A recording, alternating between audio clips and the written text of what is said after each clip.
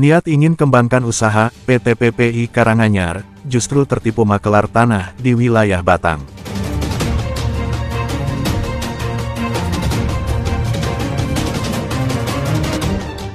PT Prima Parket Indonesia menjadi korban penipuan yang dilakukan oleh seorang makelar berinisial AS, warga Pekalongan, Jawa Tengah.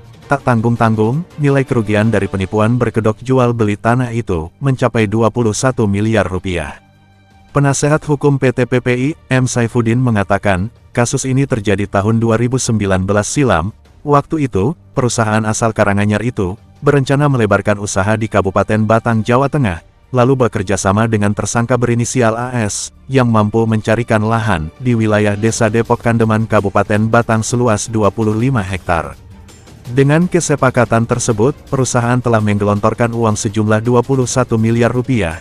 Namun, AS hanya sanggup menyelesaikan kisaran 20 hektar dan kurang 5 hektar dari rencana awal.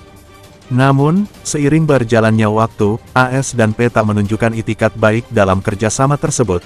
Bahkan, keduanya juga susah untuk dihubungi. Dalam perjalanan proses hukum kasus tersebut, akhirnya AS telah ditetapkan sebagai tersangka. Namun, pihaknya menyayangkan jika pihak berwajib tidak melakukan tindakan tegas berupa penahanan. Pihaknya menduga, jika tersangka AS tidak berjalan sendiri dalam melakukan tindak penipuan dan penggelapan, sebagaimana pasal 372-378 KUHP.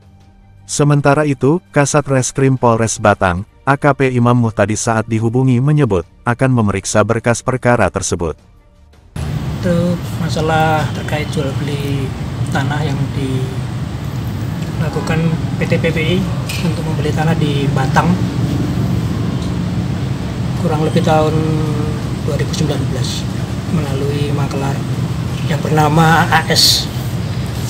Kemudian pada saat pelunasan, tanah yang kita beli dijual lagi kepada yang bersangkutan oleh makelar tersebut. Makanya kita tahu setelah tanah itu mau diambil oleh pihak lain, kita laporkan yang bersangkutan AS ke Polres Batang pada tanggal 29 Agustus 2023. Sampai sekarang proses masih berjalan dan kita apresiasi ke polisi sampai tersangka, tapi sampai saat ini belum ada penahanan. Untuk itu kita minta kepada jajaran terkait bisa segera melakukan pelimpahan maupun penahanan kepada tersangka. Itu saja harapan kita supaya perkara ini tidak menggantung, ada proses hukumnya jelas dan tidak molor-molor, itu aja. Dan tanah sengketa itu biar segera kembali ke kita.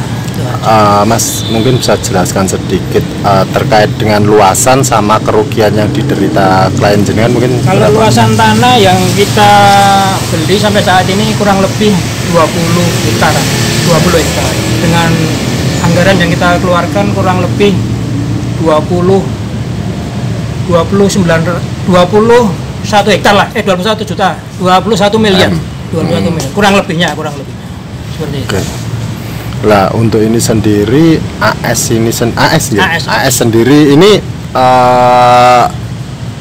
menjualkan kembali atau mungkin seperti apa sih, Mas? Informasi yang kami terima, AS menjual melalui broker dari Semarang, kemudian broker itu dijual kepada PT lain kan gitu kan. PT lain dengan nilai yang lebih tinggi seperti itu. Mas, itu berarti memang